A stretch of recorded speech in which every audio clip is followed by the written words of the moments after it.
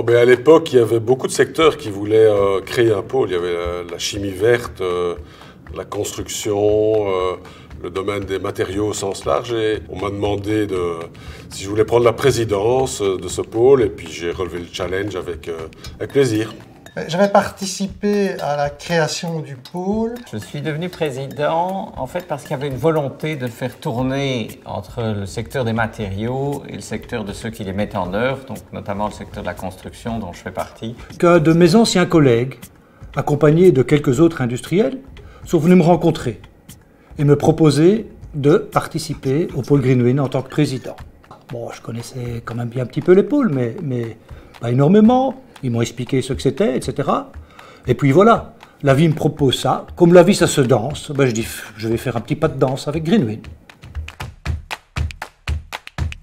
On ne partait pas de rien, parce qu'il y avait d'autres pôles qui existaient déjà depuis de nombreuses années, mais il fallait quand même créer la gouvernance, les modes de travail, les modes de fonctionnement, l'organisation, puis lancer les premiers projets, les accompagner, puis les développer. Donc voilà, c'était surtout la volonté d'efficacité, d'opérationnalité qui était le but recherché au début.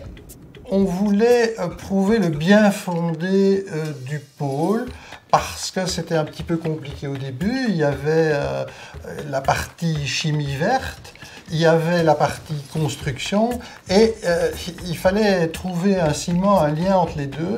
Et après, rapidement, on a trouvé le thème des matériaux pour la construction, et à partir de ce moment-là, le pôle a eu tout à fait sa crédibilité. Alors, moi, j'avais un objectif quand je suis arrivé chez Greenwind, c'est d'une part de remplir un pipeline de projets, c'était important, c'était une jeune organisation, mais surtout, je voulais mettre les gens en réseau.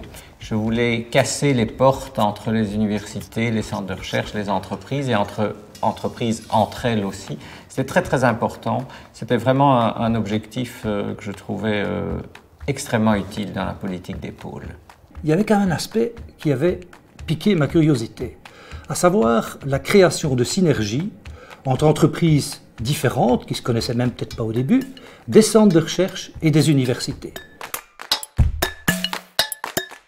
Je dirais d'abord pour AGC, ça a apporté une certaine peut-être légitimité, une confirmation de notre volonté d'être un acteur industriel présent en Wallonie. Et puis pour moi, personnellement, ça m'a apporté vraiment de très belles rencontres. Au niveau personnel, j'ai une anecdote à vous raconter. C'était quelques années plus tard, quand la princesse Astrid a préparé la mission princière au Maroc.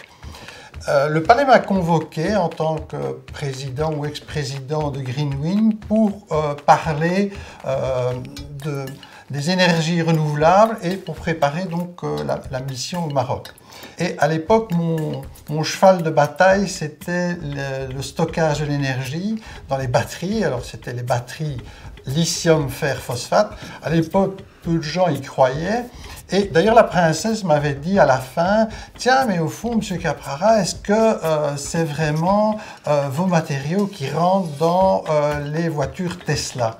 Alors malheureusement, à l'époque, ce n'était pas le cas, donc j'ai dû le lui dire. Mais bonne nouvelle, 10 ans plus tard, je pense qu'il y a un mois, Tesla a annoncé qu'il basculait au LFP pour ses modèles de série 3, je pense. J'en ai retiré à titre personnel quelque chose à quoi je ne m'attendais pas du tout.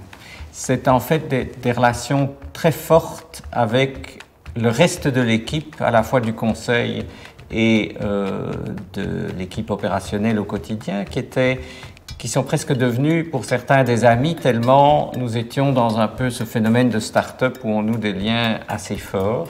Je me suis considéré comme un catalyseur, pour faire un petit clin d'œil à la chimie, ou comme un ciment, pour faire un petit clin d'œil à la construction, au service de l'équipe et au service du développement de ce pôle. Et je connaissais un peu la Wallonie, mais l'essentiel de ma carrière, je l'ai passé à l'international.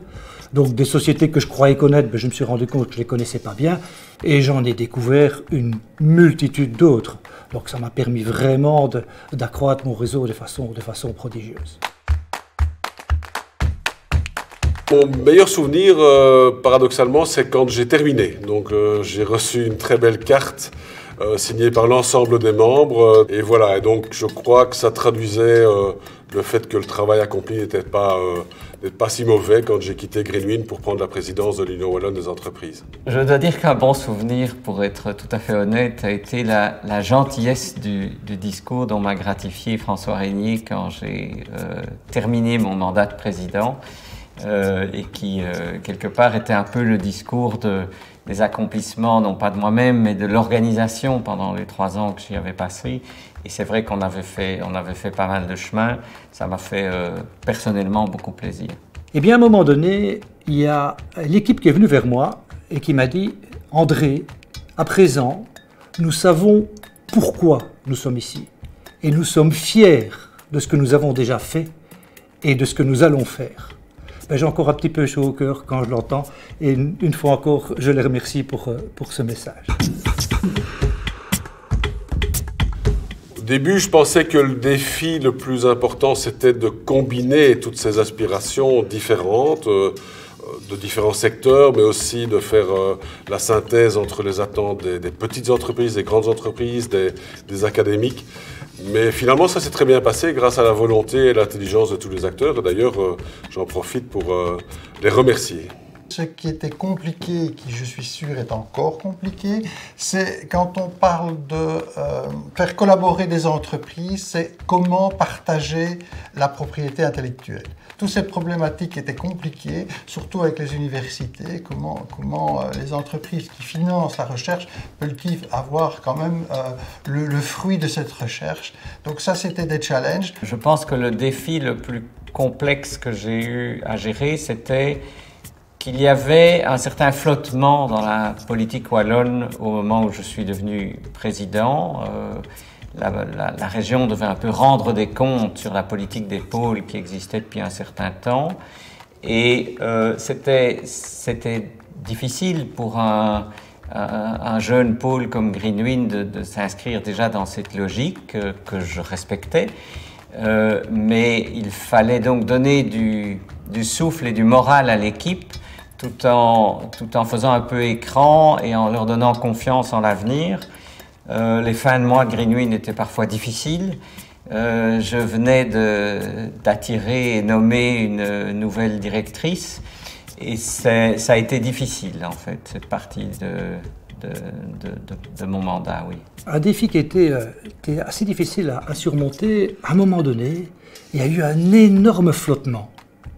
Et un flottement qui se voyait à la fois dans la relation entre les différents pôles, mais aussi entre la communauté naissante des pôles et leurs partenaires, et singulièrement avec le cabinet. Alors à ce moment-là, mes collègues présidents et moi, on a dit, ce coup-ci, là, il faut qu'on y aille. Et nous sommes mobilisés avec leur réseau, leurs connaissances, leur expérience, pour pouvoir, ce que je dirais, remettre la balle au centre. Ce qui s'est passé en toute harmonie assez facilement. Je trouve qu'il s'est très très bien développé. Alors il est surprenant par le fait de sa taille, le nombre de ses membres, le nombre de ses projets, le fait aussi que le pôle s'étende un peu et plus de transversalité avec des acteurs qui ne sont pas a priori qui n'étaient pas a priori destinés à être dans ce pôle-là au départ. Alors, ce qui me surprend, d'abord, je suis vraiment très heureux de voir le professionnalisme de l'équipe qui s'agrandit de plus en plus. Je retrouve dans Greenwind aujourd'hui le même enthousiasme que celui qu'il y avait au début, c'est-à-dire vraiment d'être au service des entreprises et de l'innovation dans la région. Franchement, je n'ai rien à redire. Le pôle me surprend sur 2 aspects profonds. Le premier, c'est son incroyable professionnalisation. Greenwind monte des projets beaucoup plus rapidement, a beaucoup plus de projets, est connu, a compris tous les rouages dans lesquels il travaillait, travaille facilement avec les entreprises, les connaît bien, les met ensemble, crée de la valeur de cette façon.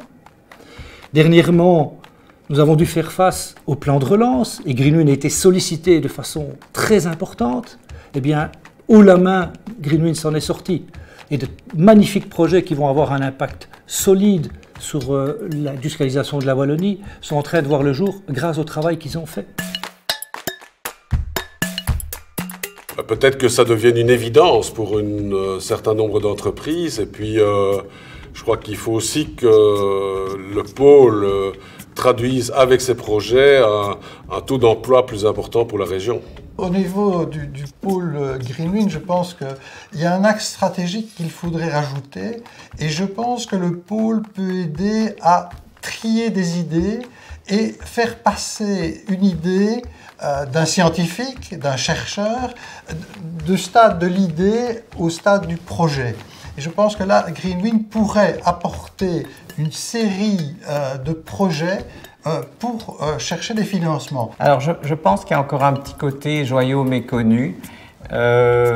Trop peu d'entreprises osent se lancer dans l'innovation. Et donc, je pense que quand on est membre de Greenwind et qu'on y passe un certain temps, ça finit par percoler et ça marche. Mais ça touche encore trop peu d'entreprises. Eh bien, je voudrais que dans 10 ans, Greenwind n'existe plus. Alors, bon, quelques-uns vont perdre leur job, mais ils le retrouveront. Et puis, ça traduira le fait que, voilà, la méthodologie, l'esprit, l'état d'esprit est ancré voilà, en Wallonie. Et je crois que c'est ça qui serait le plus important dans 10 ans. Alors, pour les 10 prochaines années à venir, je souhaite que Greenwind s'intéresse à 2 projets, à 2 sujets de rupture technologique. La première possibilité de lutte contre le réchauffement climatique, c'est de trouver une énergie inépuisable, abondante et fiable. Et je parle de la fusion nucléaire. Alors, le deuxième projet, c'est le quantum computer, ou l'ordinateur quantique. C'est également un sujet qui existe depuis 15 ans.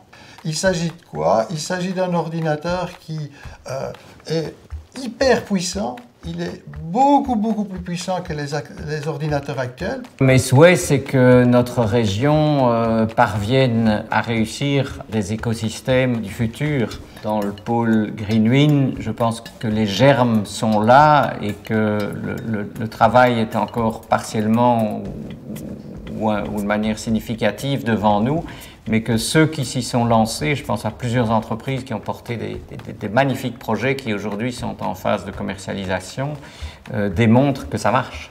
Je voudrais citer un mot qui pour moi peut résumer le futur de Greenwind. C'est l'harmonie. D'abord, l'harmonie au sein de l'équipe. Ensuite, l'harmonie au sein du pôle. L'ensemble des membres de ce pôle travaillent ensemble. Un élément suivant d'harmonie, c'est dans la communauté des pôles. Et c'est aussi dans l'ensemble de l'écosystème wallon. Et finalement, et ce sera pour moi le mot de la fin, c'est l'harmonie entre la terre et ceux qui l'habitent et l'habiteront.